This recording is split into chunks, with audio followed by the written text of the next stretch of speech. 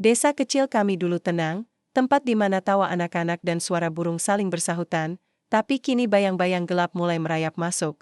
Sekelompok pria yang dulu tampak bersahabat berubah menjadi ancaman yang mengintimidasi setiap sudut kehidupan kami. Saat aku, Irfan, berdiri di persimpangan antara melindungi komunitas dan menyelamatkan persahabatan lama, pertanyaan itu terus mengganggu pikiranku, seberapa jauh aku harus melangkah demi menjaga kedamaian, dan apakah harga yang harus kubayar terlalu mahal? Namaku Irfan. Aku lahir dan besar di desa kecil bernama Cibening, sebuah tempat yang tersembunyi di antara bukit-bukit hijau dan sawah yang seperti permadani tak berujung.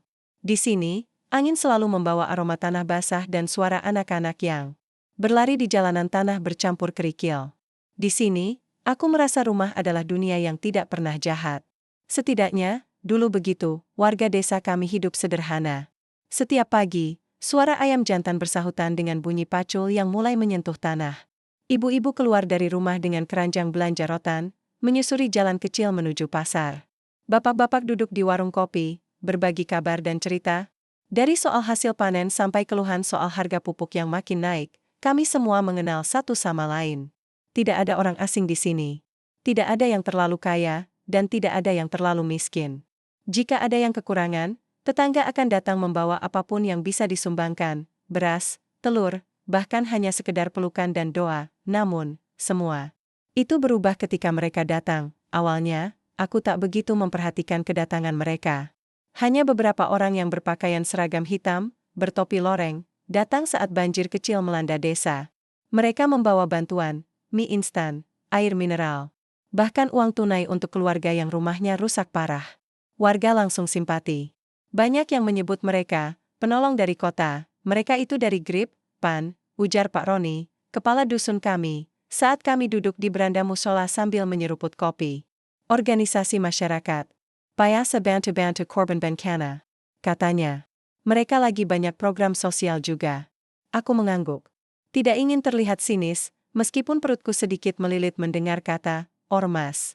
Aku pernah mendengar cerita dari teman kuliah dulu soal ormas-ormas yang bertindak seperti preman. Persregam. Tapi mungkin aku terlalu cepat menilai. Selama beberapa minggu, mereka hanya datang sesekali. Mengadakan kerja bakti, menanam pohon, bahkan membantu membangun kembali jembatan kecil yang rusak akibat luapan sungai. Banyak warga terkesan. Beberapa anak muda mulai bergabung, mengenakan seragam yang sama, bahkan ikut dalam barisan upacara kecil yang mereka adakan di balai desa. Aku masih mengamati dari jauh. Jantungku tak nyaman, seperti melihat seseorang tersenyum terlalu lama hingga kau tak yakin itu senyuman atau ejekan. Suatu malam, aku berbincang dengan Ujang, sahabatku yang bekerja sebagai guru honorer di SD desa. Lu nggak ngerasa aneh, Pan? Tanya dia, sambil menyeruput teh hangat di warung depan masjid. Apanya? Itu, Grip. Kok sekarang tiap malam mereka nongkrong di pos ronda? Nongkrongnya tuh, kayak jagain sesuatu. Tapi nggak jelas jagain apa. Aku diameter aku tahu. Aku juga melihat itu. Tapi di desa ini, kita belajar untuk menahan kata-kata. Terlalu keras bicara bisa membuatmu dijauhi. Apalagi jika yang kau bicarakan adalah orang-orang yang sedang dipuja sebagai pahlawan, tapi kekhawatiran Ujang adalah awal dari segalanya. Beberapa bulan setelah Grip mulai sering terlihat, suasana desa mulai berubah. Halus, tapi terasa. Warung-warung mulai tutup lebih cepat. Ibu-ibu mulai mengeluhkan anak-anak mereka yang jadi sering pulang malam setelah ikut latihan bela diri yang diadakan oleh Grip. Beberapa pemuda yang dulu rajin ikut pengajian, kini lebih sering terlihat di pos jaga Grip, tertawa keras dan merokok sambil sesekali membentak anak kecil yang lewat. Suatu malam, aku mendengar keributan di depan rumah Bu Suminah, janda tua yang tinggal sendirian. Ternyata dua orang anggota Grip menagih uang keamanan bulanan yang katanya wajib bagi seluruh warga. Bu Suminah menolak. Salah satu dari mereka memukul tembok rumahnya dengan kayu. Tidak sampai melukai, tapi cukup untuk membuat seluruh warga yang mengintip dari balik jendela, termasuk aku, menggigil ketakutan. Paginya, aku mencoba bicara dengan Pak Roni. Pak, ini sudah keterlaluan. Masa warga dimintai uang keamanan? Siapa mereka? Apa haknya? Pak Roni hanya menunduk. Suaranya pelan, seperti orang yang telah kehilangan nyali. Irfan, kamu masih muda. Kamu punya masa depan. Jangan cari masalah, NAK. Grip itu, bukan orang-orang biasa. Mereka punya jaringan. Kalau kamu lawan, kamu bisa celaka. Aku menatapnya. Seseorang yang dulu kuanggap bijaksana, kini bicara dengan suara yang bergetar. Jika pemimpin desa saja takut, lalu siapa yang akan bicara? Hari demi hari, rasa was-was berubah jadi kemarahan. Aku mencoba bicara dengan beberapa tetangga. Beberapa hanya mengangguk, tapi tidak berani banyak komentar. Namun ada satu hal yang membuatku benar-benar bingung sekaligus patah hati. Aku melihat seseorang dari kejauhan, sedang ikut latihan fisik bersama Grip. Tubuhnya lebih tegap, sorot matanya dingin. Daika, teman masa kecilku. Teman bermain layangan. Teman mancing di sungai, teman pertama yang kuberitahu saat ayahku meninggal. Aku ingin percaya itu bukan dia. Tapi wajah itu tidak mungkin salah. Dia salah satu dari mereka, hatiku mencelos. Bagaimana mungkin? Aku tahu Dika adalah anak yang keras kepala sejak kecil. Hidupnya berat, ayahnya pemabuk, ibunya sering sakit. Tapi dia selalu punya senyum, selalu membelaku saat aku diolok-olok. Apa yang membuatnya berubah? Aku ingin bicara padanya. Tapi belum. Sayap. Belum sekarang, malam itu, aku duduk di tepi jendela kamar. Lampu jalan redup. Di kejauhan, pos ronda Grip masih terang benderang. Mereka tertawa, berteriak, menyanyi dengan suara sumbang yang menusuk telinga. Di antara mereka, aku yakin ada Dika. Aku mengepalkan tangan, desa ini terlalu berharga untuk dibiarkan tenggelam dalam ketakutan. Dan aku tidak bisa diam saja, mungkin aku bukan siapa-siapa. Tapi aku lahir dan besar di sini. Ini tanahku. Ini rumahku, dan aku akan mulai bergerak untuk mengembalikan desa ini kepada ketenangan yang dulu. Kami punya, apapun risikonya, aku berdiri di depan pos ronda yang kini sudah berubah bentuk. Dulu, tempat ini hanyalah gubuk kecil dari bambu dan sengkaratan, digunakan warga untuk berjaga malam bergantian. Tapi sekarang, bangunannya dicat hitam mengkilap, dengan bendera Grip berkibar angkuh di depannya. Di dinding luar, terpajang baliho besar dengan tulisan, "Ketertiban adalah harga mati." Mataku menyapu sekeliling. Tak banyak orang lalu lalang di siang panas ini. Sebagian warga sengaja mengambil jalan memutar, menghindari pos seperti menghindari penyakit menular. Tapi aku datang justru untuk bertemu langsung dengan penyakit itu. Sebelum aku sempat melangkah, seseorang memanggil dari belakang. Suara yang masih kukenal, meski telah berubah nadanya. "Irfan?" Aku berbalik. Dika berdiri di sana. Rambutnya dipotong cepak, wajahnya lebih tirus dari terakhir kali aku melihatnya. Tapi yang paling berbeda adalah tatapannya, tajam dan penuh pertahanan. "Gue cari lu," kataku datar. Dia mengangguk, lalu menunjuk ke arah belakang pos. "Sini. Kita ngomong di tempat yang gak rame." Kami berjalan melewati sisi pos ronda, menuju kebun kecil yang ditumbuhi pohon mangga dan semak liar. Tak ada siapapun di sana selain kami. Angin semilir membuat daun-daun berbisik, seolah ikut mendengarkan. "Lu kelihatan beda," kataku membuka percakapan. Dika mendengus kecil. "Orang berubah, Pan. Termasuk gue, termasuk lu." Aku berubah karena keadaan. Tapi bukan jadi orang yang menakuti tetangga sendiri. Dia menatapku. Diam cukup lama sebelum menjawab. "Lu nggak ngerti, Pan. Dari dulu gue selalu ada di bawah. Diremehin, diinjak, dianggap beban. Ormas ini, Grip, ngasih gue tempat. Ngasih harga diri. Harga diri yang lo bangun dari rasa takut orang lain?" Dika menghela napas. "Kami bukan kriminal, Pan. Kami jaga ketertiban. Kadang memang perlu cara yang keras, tapi tujuannya baik." Aku tertawa getir. Nadanya persis kayak yang sering kita dengar dari TV, "Dik. Tapi lu tahu sendiri, di lapangan, kenyataannya beda." Dia menggertakkan gigi. "Lu pikir gampang? Hidup dengan perut lapar, rumah bocor, nyokap sakit-sakitan, bokap ngilang? Grip jadi satu-satunya tempat yang nerima gue tanpa syarat." Aku terdiam. "Haraku mensalos. Aku tahu masa kesel Dika tak mudah. Tapi aku tak pernah menyangka luka itu masih menganga sedalam ini, Dik," kataku pelan. "Gue ngerti. Tapi bukan berarti lu bisa nunjukin kekuatan ke orang-orang yang gak salah. Lu tahu Bu Suminah? Dia digertak sama anak buah lu. Mau dipelak. Padahal dia cuma punya warung kecil buat bertahan hidup." Wajah Dika mengeras. "Itu bukan gue yang suruh. Tapi lu bagian dari mereka. Lu diam, sama aja lu setuju." Dia menggigit bibir, matanya mulai gelisah. "Dik," lanjutku, menatap matanya, "gue datang bukan buat musuhin lu. Gue datang karena masih nganggap lu teman. Tapi gue juga nggak bisa diam lihat warga diteror kayak gini. Lu masih punya pilihan. Bro, sebelum semuanya makin buruk. Dika menunduk. Tangannya mencepol. Dalam diamnya, aku bisa melihat ada perang besar yang berkecamuk dalam dirinya. Antara masa lalu yang menyakitkan dan masa kini yang membingungkan. Gue nggak tahu, Pan. Suaranya pelan. Gue udah terlalu jauh. Kalau gue keluar sekarang, mereka anggap gue pengkhianat. Mereka nggak akan segan buat ngelakuin apa aja. Aku menelan ludah. Kita bisa bantu lu. Gue dan beberapa orang lagi mulai gerakin warga. Kita bisa lawan ini. Tapi kita butuh orang dalam, orang yang ngerti cara mereka kerja. Lu bisa bantu. Dika terdiam lagi. Tapi kali ini, tak ada penolakan langsung. Hanya diam yang menggantung, seperti ranting kering yang menunggu angin datang. Sepulang dari pertemuan itu, aku merasa aneh.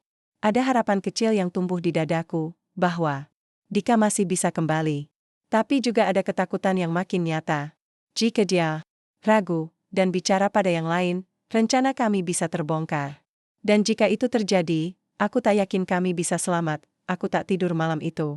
Gelisahku lebih besar dari biasanya. Aku duduk di pojok kamar, menatap langit-langit, memikirkan segala kemungkinan yang bisa terjadi. Di desa, suara bisa membunuh lebih cepat dari senjata. Dan langkah sekecil apapun bisa menyalakan api yang tak bisa dipadamkan. Pagi harinya, aku bertemu dengan Pak Abdurrahman. Ia duduk di teras rumahnya sambil menyeduh kopi. Ada kabar? Tanyanya sambil menyodorkan satu cangkir kepadaku. Aku mengangguk pelan. Aku ketemu Dika. Wajah Pak Abdurrahman menegang. Dan, dia ragu. Tapi dia nggak nolak mentah-mentah. Ada celah. Mungkin dia bisa bantu. Pak Abdurrahman menarik napas panjang. Itu bagus. Tapi hari-hari, Pan, Dika bisa jadi kunci kemenangan, atau kehancuran kita. Aku tahu itu. Terlalu tahu, hari-hari selanjutnya berjalan dengan hati yang waspada. Kami mulai menyebarkan informasi pelan-pelan ke warga, tentang hak mereka, tentang keberanian untuk menolak tekanan, tentang bagaimana cara menolak tanpa konfrontasi langsung. Kami tidak memprovokasi. Kami hanya menyadarkan. Dan dari satu rumah ke rumah lain, dari bisikan ke bisikan, api kecil mulai menyala. Namun semakin besar api itu tumbuh, bayangan ancaman juga semakin nyata. Grip tak tinggal diam. Mereka mulai memperketat pengawasan. Semakin sering ronda malam, bahkan mulai menanyai siapa saja yang keluar malam di atas jam 9. Salah satu warga, Pak Sarman, dipanggil ke pos karena ketahuan berbicara terlalu keras soal uang keamanan. Ia pulang dengan wajah lebam. Tidak ada bukti, tapi semua tahu siapa pelakunya. Rasa takut menyebar lagi. Tapi juga kemarahan, dan di tengah semua itu, Dika mengirim pesan singkat lewat kertas kecil yang dititipkan lewat ujang. Gue pikirin omongan lu, tapi siapin diri lu. Mereka mulai curiga. Jangan lengah. Mataku menajam membaca tulisan itu. Ternyata waktu kami tidak banyak, dan pertarungan ini baru saja dimulai. Malam itu, desa terasa seperti padang pasir yang terkunci dalam hening. Tapi di balik sunyinya, aku tahu ada bara yang mulai menyala. Bersembunyi di antara bisikan-bisikan warga yang mulai berani bertukar cerita. Kukira awalnya aku yang gelisah seorang diri, tapi nyatanya, kegelisahan itu sudah merayap ke dalam setiap rumah, setiap sudut kampung. Para ibu saling berbicara pelan, anak-anak yang biasanya riang mulai menjaga jarak saat bertemu teman-teman sebaya, dan bapak-bapak yang biasa berkumpul di warung kopi sekarang berdiri berjaga di pinggir jalan. Aku merasa beban ini bukan lagi milikku sendiri. Aku duduk di balik pintu rumah Pak Sarman, yang baru saja mengalami kejadian mengerikan. Wajahnya masih memerah lebam, matanya merah dan sembab, namun ia tetap mencoba tersenyum. Pak Sarman, apa Bapak tidak takut lagi? Tanyaku pelan. Ia menghela napas berat. Kalau aku takut terus, siapa yang melindungi keluarga dan tetangga? Ini bukan soal aku, Irfan. Ini soal kita semua. Kata-katanya menancap kuat di hati. Warga mulai membentuk kelompok-kelompok kecil. Secara diam-diam, kami mengatur strategi, mengumpulkan informasi, dan saling menguatkan. Kami menyadari bahwa melawan ormas ini bukan hanya soal keberanian, tapi juga harus cerdas dan bersatu. Di tengah semua itu, Dika semakin sulit dihubungi. Pesan-pesannya yang sebelumnya rutin kini menjadi jarang, dan ketika dibalas, jawabannya singkat dan terkesan tertekan. Satu malam, aku mendapat pesan singkat yang membuat jantungku berdegup kencang. Mereka mulai curiga. Besok malam ada pertemuan besar di pos. Lu harus hati-hati. Aku tahu ini bukan sekadar peringatan. Ini tanda bahwa tekanan akan segera datang. Persiapan kami semakin matang. Aku dan beberapa pemuda lain mulai membagi tugas. Ada yang mengawasi gerak-gerik anggota GRIP, ada yang menyiapkan jalur komunikasi rahasia, dan ada yang mengatur tempat-tempat aman bagi warga yang merasa terancam. Di balik itu, aku terus memikirkan Dika. Apakah dia benar-benar masih ingin keluar dari dunia gelap itu? Atau sudah terlalu dalam terperangkap? Malam menjelang pertemuan besar, aku berdiri di bawah pohon mangga, tempat kami terakhir bertemu. Angin dingin menusuk kulit, dan aku memejamkan mata, berdoa agar segala sesuatunya berjalan lancar. Pertemuan besar itu diadakan di pos GRIP. Aku tak tahu pasti apa yang akan dibahas, tapi aku yakin ini soal langkah mereka selanjutnya dalam menguasai desa. Aku tahu aku tidak bisa menghadiri pertemuan itu secara langsung, tapi aku bertekad untuk mengetahui apa yang akan terjadi. Bersama beberapa orang kepercayaan, kami menyiapkan strategi pengintaian malam itu. Ketika malam tiba, kami bergerak secara diam-diam. Suara-suara dari dalam pos terdengar samar. Aku merekam semuanya dengan kamera kecilku. Suara pemimpin GRIP terdengar lantang. Kita harus perkuat tekanan. Mereka mulai berani menentang. Tidak ada toleransi. Aku mengernyit. Ini sudah bukan soal keamanan lagi, ini soal kekuasaan. Beberapa hari setelah pertemuan itu, suasana di desa semakin mencekam. Pemalakan makin sering terjadi, intimidasi menjadi-jadi. Dan warga mulai merasa seperti musuh di tanah sendiri. Namun, ada secercah cahaya. Beberapa warga yang sebelumnya takut mulai menolak, secara perlahan dan berani. Aku bangga sekaligus khawatir. Kami berhadapan dengan musuh yang sudah siap mengorbankan segalanya. Dalam keheningan malam, aku duduk di bawah pohon mangga.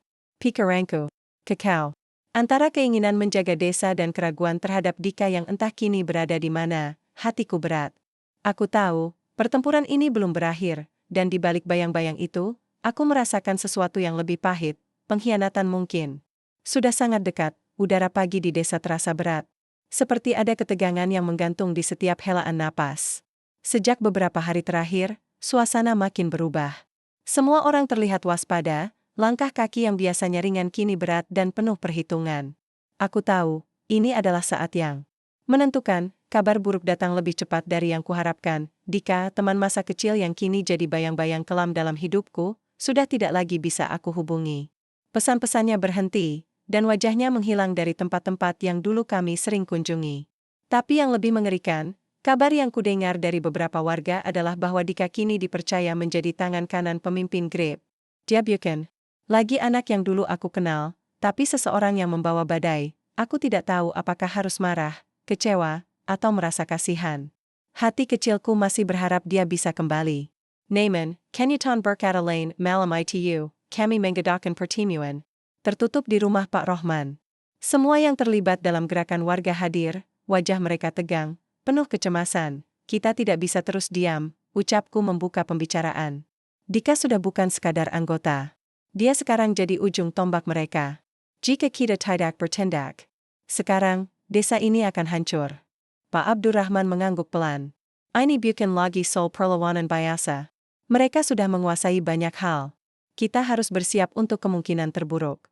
Aku merasakan beban yang luar biasa di pundakku.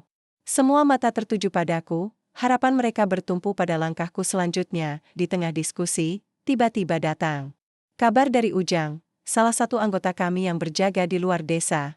Ada gerakan besar dari GRIP. Mereka berencana mengadakan razia besar-besaran besok pagi. Targetnya warga yang dicurigai ikut melawan. Semua terpaku, razia berarti intimidasi dan kemungkinan kekerasan.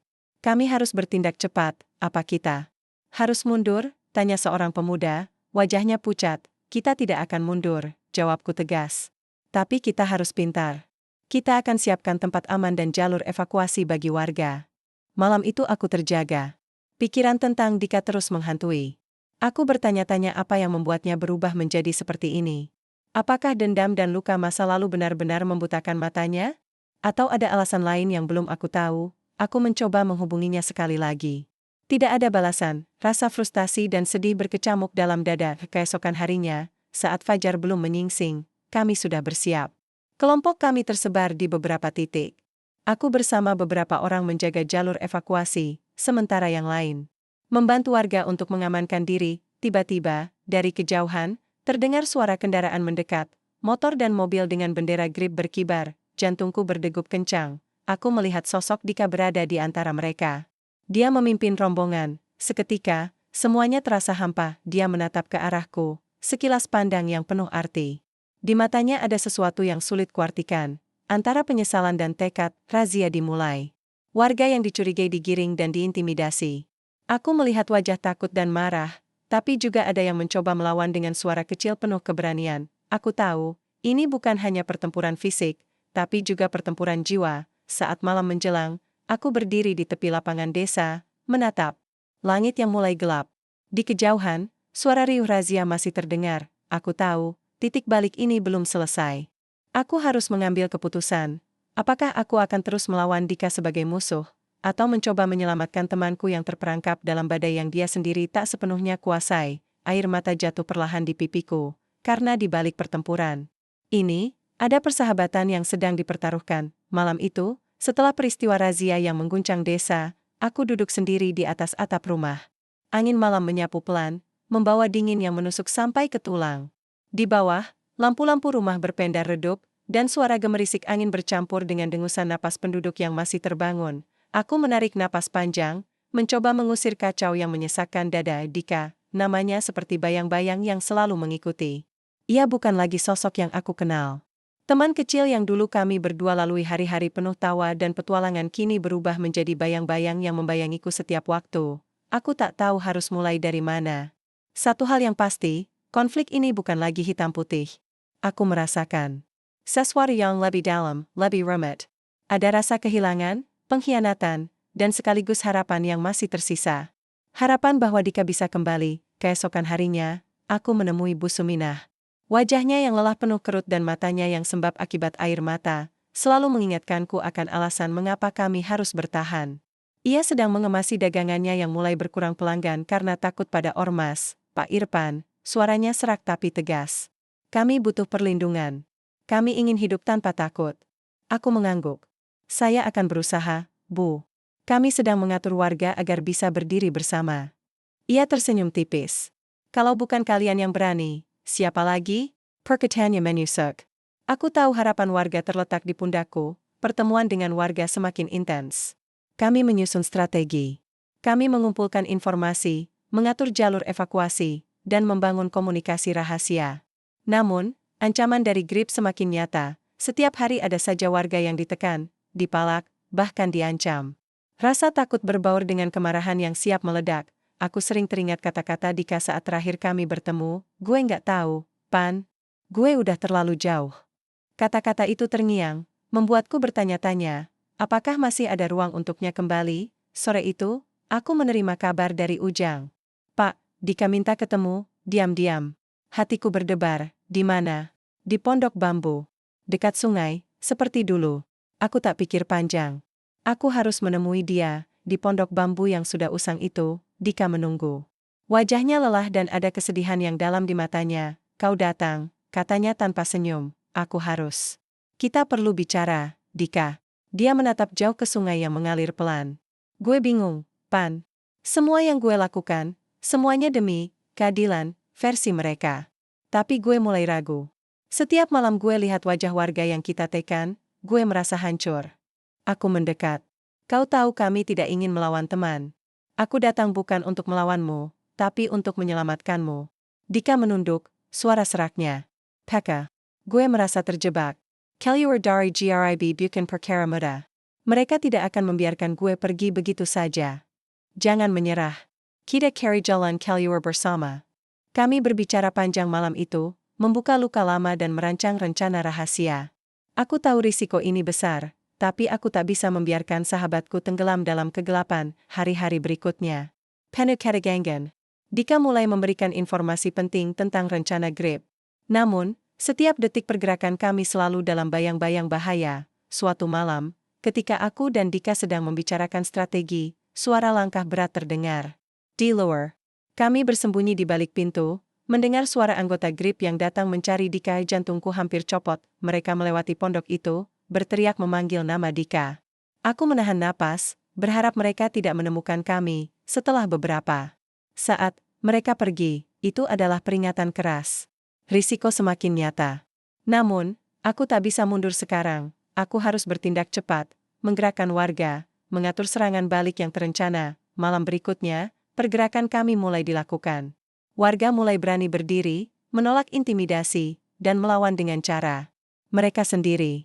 Semangat perlahan menyala kembali, namun, di balik semua itu, aku masih menyimpan ketakutan terbesar. Apa jadinya jika Dika tertangkap? Apakah dia akan dihukum mati oleh teman-temannya sendiri? Ataukah dia akan menjadi korban dalam perang ini? Hari-hari itu berlalu dengan ketegangan yang tak kunjung reda. Aku terus berdoa, berharap cahaya bisa kembali menerangi jalan kami. Aku yakin, suatu hari nanti, persahabatan kami yang retak ini bisa disambung kembali. Namun, untuk saat ini, kami harus bertahan dalam bayang-bayang kegelapan. Malam itu tiba dengan sunyi yang menakutkan.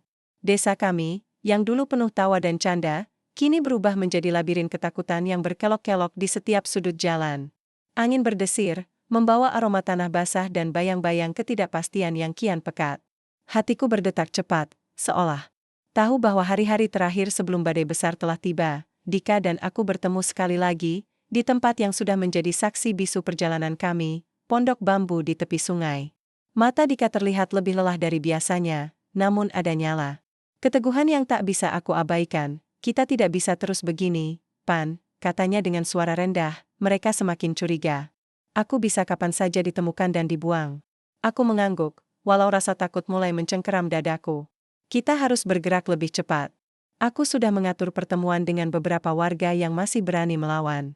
Ini kesempatan terakhir. Dika menatap ke arah gelombang air sungai yang berkilauan tertimpa sinar bulan. Kalau kita ketahuan, ini bukan hanya aku yang kena. Semua yang kau ajak juga akan terancam. Aku menelan ludah. Risiko ini lebih besar dari yang kubayangkan, tapi aku tak punya pilihan lain. Aku harus melindungi mereka semua, termasuk Dika. Hari-hari berikutnya menjadi rentetan persiapan yang penuh ketegangan. Kami mengatur jalur komunikasi rahasia menggunakan kode-kode sederhana, membagi tugas pengamanan, dan menyusun rencana agar warga bisa bersatu dalam menghadapi tekanan grip yang semakin brutal. Malam-malamku dipenuhi dengan rasa gelisah. Aku terus memikirkan Dika, teman yang kini berubah menjadi sekutu sekaligus risiko terbesar. Apakah dia benar-benar ingin keluar? Atau hanya menunda waktu sampai kehancuran menghampiri? Suatu malam, saat aku sedang memeriksa pos pengawasan di pinggir desa, suara langkah mendadak memecah keheningan.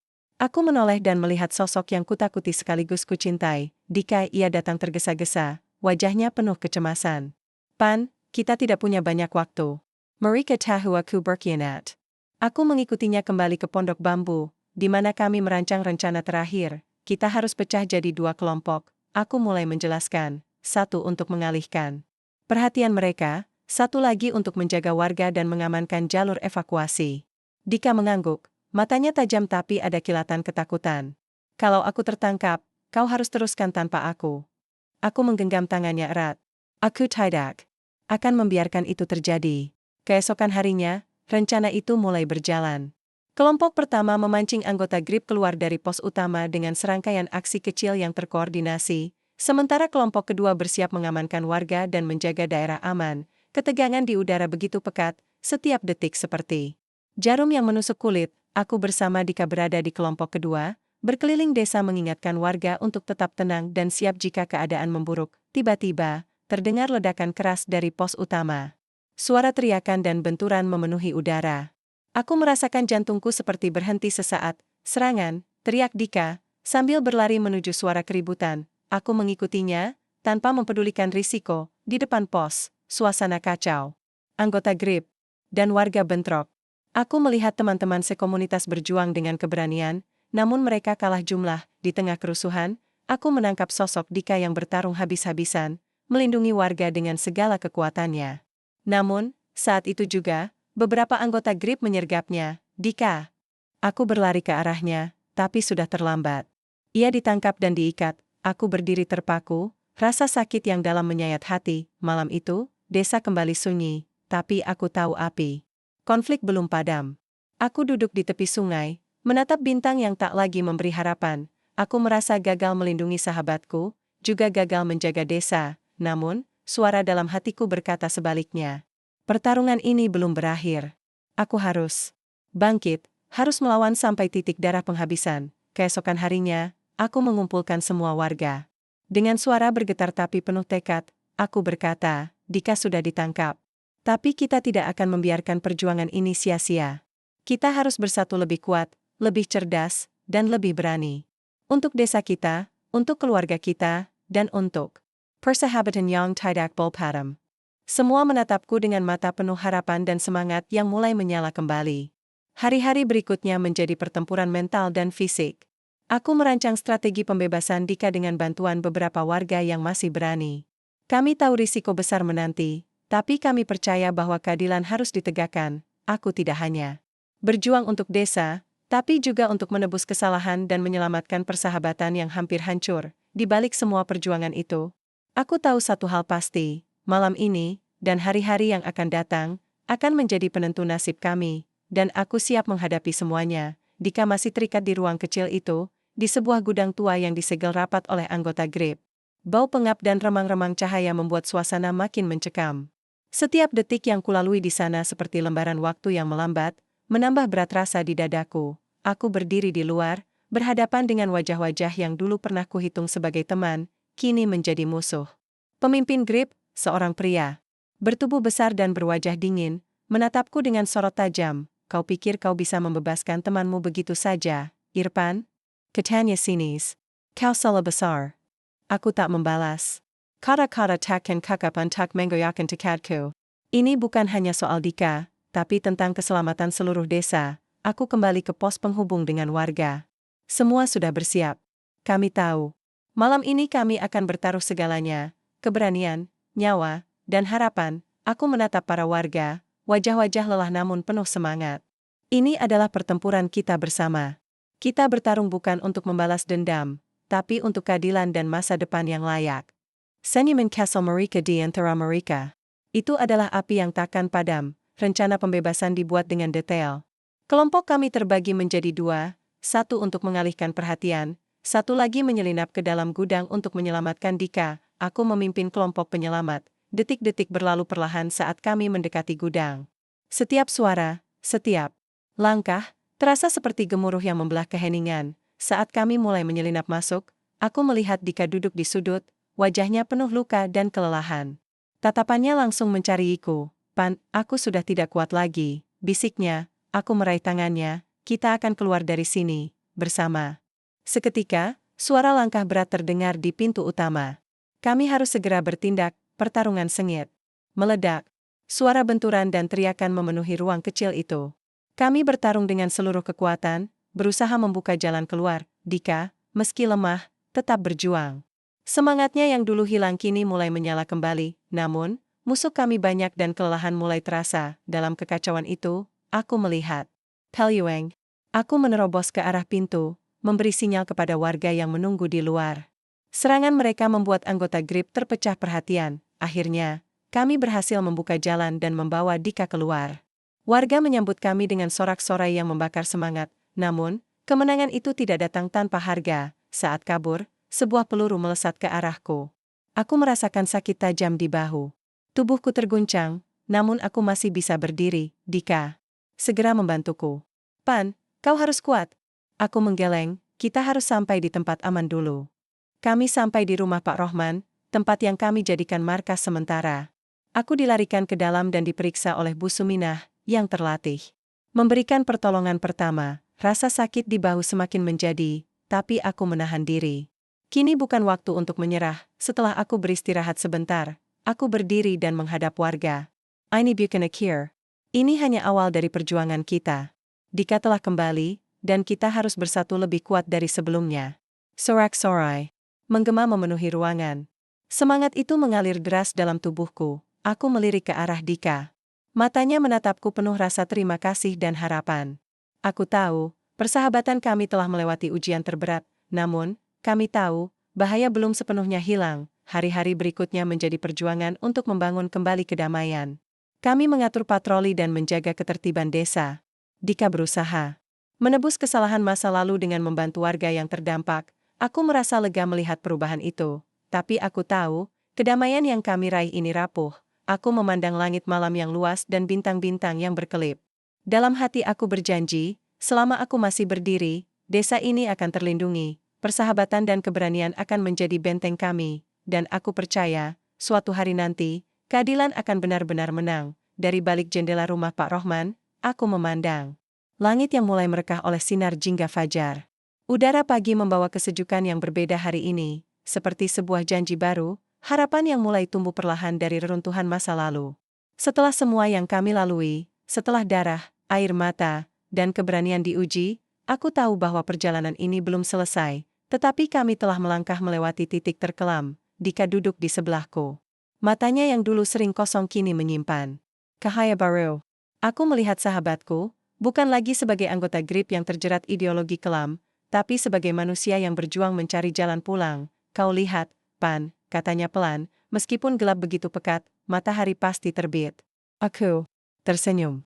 Dan kita yang harus menjaga agar sinar itu tak pernah padam. Hari-hari berikutnya menjadi babak baru bagi desa kami. Kami bekerja bersama membangun kembali, bukan hanya fisik desa, tapi juga kepercayaan dan rasa aman yang dulu sempat terkikis. Warga yang sebelumnya takut kini mulai aktif membantu, bergotong royong membersihkan jalan, memperbaiki rumah, dan menanam harapan. Dika pun turut serta. Dia menghadapi setiap tatapan dengan rasa penyesalan yang dalam, namun juga tekad kuat untuk menebus semuanya. Aku melihat perjuangan batin yang tak mudah baginya, dan aku tahu, perjalanan penebusan ini baru saja dimulai. Namun, ketenangan yang kami raih bukan berarti konflik benar-benar berakhir. Suatu pagi, saat aku sedang berjalan ke pasar, seorang warga menghampiriku dengan wajah panik. Pak Irfan, ada kabar dari luar desa. GRIP sedang merencanakan balas dendam. Hatiku kembali berdegup kencang. Walaupun kami telah menang dalam pertarungan kemarin, ancaman itu masih membayangi. Ini adalah peringatan bahwa kami harus tetap waspada. Aku mengumpulkan para pemuda desa. Kita telah melewati badai besar, kataku dengan suara tegas, tapi kita tidak boleh lengah. Perjuangan kita belum selesai. Kita harus menjaga desa ini dengan kekuatan dan kebijaksanaan. Semangat mereka kembali menyala, mengingatkan aku bahwa semangat juang tak boleh padam, waktu terus berjalan. Aku dan Dika sering berbicara panjang tentang masa depan. Kami membicarakan mimpi-mimpi yang dulu terabaikan, tentang bagaimana membangun komunitas yang kuat, damai, dan beradab. Suatu sore, di tepi sungai tempat kami dulu bertemu, Dika berkata, Pan, aku ingin membantu anak-anak di desa ini agar mereka tidak terjebak seperti aku dulu. Aku tersenyum penuh haru. Itulah yang selalu aku harapkan, Dik. Tahun demi tahun berlalu, dan perubahan mulai terlihat. Desa kami menjadi tempat yang lebih aman, lebih hangat, dan penuh kehidupan. Anak-anak bermain di jalanan tanpa rasa takut, warga saling membantu tanpa curiga, dan kegelapan yang dulu menyesakkan mulai tergantikan oleh cahaya. Aku memimpin komunitas dengan hati, belajar dari pengalaman masa lalu, dan berusaha menjaga agar nilai-nilai kemanusiaan tetap hidup, tapi perjalanan itu tidak mudah. Banyak kali kami menghadapi tantangan, dari luar maupun dalam. Konflik kecil, ketegangan, dan ketakutan sesekali muncul, namun kami selalu kembali bersatu, mengingatkan diri akan janji yang pernah kami buat. Aku percaya, itu adalah kekuatan sejati dari sebuah komunitas, bukan hanya keberanian menghadapi musuh, tapi kemampuan untuk berdamai dan tumbuh bersama. Suatu malam, aku duduk di beranda rumah, memandang bintang yang berkelap-kelip. Dika datang menghampiri, membawa secangkir teh hangat. Kau tahu, Pan, katanya lirih, meskipun jalan kita berliku, aku tak pernah menyesal bertemu denganmu lagi. Aku menatapnya, mengangguk perlahan. Persahabatan kita adalah cahaya di kegelapan. Kita sudah melewati banyak hal, dan itu yang membuat kita kuat. Aku tahu, cerita ini bukan hanya milikku atau milik Dika. Ini adalah kisah tentang komunitas, tentang keberanian melawan ketidakadilan, dan tentang harapan yang tak pernah mati. Setiap wajah di desa ini menyimpan cerita, luka, dan impian mereka sendiri, dan aku bangga menjadi bagian dari perjalanan ini. Ketika fajar benar-benar terbit, aku berdiri di tengah lapangan desa. Warga berkumpul, menatap ke arah langit yang cerah. Aku mengangkat tangan, mengajak mereka untuk menyambut hari baru. Ini adalah fajar kita, kataku lantang, fajar dari persatuan, keberanian, dan cinta kepada tanah sendiri. Mari kita jaga bersama, karena disinilah kita berasal, dan disinilah kita akan terus bertumbuh. Sorak-sorai menggema memenuhi udara, membalut desa dengan semangat baru yang tak tergoyahkan. Di sanalah aku sadar, walau gelombang menghadang, badai menerjang, dan kegelapan menyelimuti, cinta dan keberanian akan selalu menjadi mercusuar. Dan selama hati kami tetap menyala, Tidak ada yang bisa menghancurkan tanah yang kami cintai. Kami telah melalui perjalanan panjang, tapi fajar baru telah menyingsing, dan kisah ini, seperti tanah kami, akan terus hidup. Malam itu, setelah semua warga pulang ke rumah masing-masing dengan hati yang penuh harapan, aku duduk di beranda rumah Pak Rohman, menikmati keheningan yang langka. Angin malam menyapu lembut, membawa aroma tanah basah dan daun yang mulai berguguran. Di kejauhan, aku bisa mendengar suara jangkrik bersahutan, mengiringi malam yang terasa begitu damai setelah bertahun-tahun pergulatan. Dika datang menghampiri dengan langkah ringan, membawa secangkir teh hangat. Aku masih ingat betapa gelapnya masa lalu kita, Pan, ucapnya sambil duduk di sebelahku. Tapi lihatlah, sekarang desa ini seperti permata yang mulai bersinar kembali. Aku mengangguk pelan, merasa betapa berat perjuangan kami dulu memang tak pernah sia-sia. Kita pernah berada di ujung jurang, Dick. Tapi kau tahu, kadang ujian terberat justru mengajarkan kita arti sebenarnya dari kekuatan dan persahabatan. Kami berbicara panjang, mengurai kisah-kisah lama dan membayangkan masa depan. Aku menyadari bahwa bukan hanya desa yang telah berubah, tapi kami juga menjadi lebih bijak, lebih dewasa, dan lebih siap menghadapi tantangan apapun yang mungkin datang. Beberapa minggu kemudian, aku mengadakan pertemuan komunitas untuk membicarakan pembangunan dan pengembangan desa. Banyak ide baru bermunculan, sekolah untuk anak-anak, pos keamanan yang lebih terorganisir, serta program pelatihan keterampilan agar warga tidak lagi bergantung pada pihak luar. Dika mengusulkan untuk membuat kelompok pemuda yang aktif menjaga ketertiban dan membantu warga yang membutuhkan. Aku tersenyum, bangga melihat transformasi sahabatku yang kini menjadi pemimpin muda yang penuh semangat. Saat aku berdiri di depan warga, suaraku penuh keyakinan. Kita telah melewati badai bersama, dan hari ini kita bangun sebuah rumah baru, rumah yang kokoh, bukan hanya dari batu dan kayu, tapi dari persatuan dan kepercayaan. Namun, aku tahu, menjaga kedamaian bukanlah tugas sekali jadi. Ia adalah perjalanan panjang yang memerlukan komitmen setiap orang. Aku berjanji pada diriku sendiri untuk terus berdiri di garis depan, bukan sebagai pejuang yang mencari kemenangan, tapi sebagai pelindung yang mengayomi. Malam itu, aku berbaring dan memejamkan mata, membayangkan wajah-wajah yang kucintai dan desa yang sudah seperti rumah sejati. Aku merasa damai, tapi juga siap untuk apapun yang akan datang. Fajar baru memang sudah di depan mata. Dan aku yakin, selama kami tetap bersama, tidak ada kegelapan yang mampu memadamkan cahaya ini.